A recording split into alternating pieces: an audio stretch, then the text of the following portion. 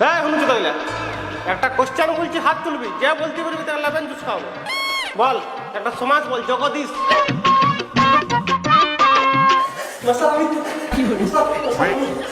হ্যাঁ কালো তুই বল।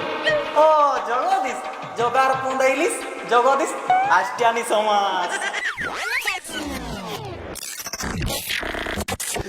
দারুণ তো দারুণ দারুণ। মাস্টার আমার লেভেন চেষ্টা।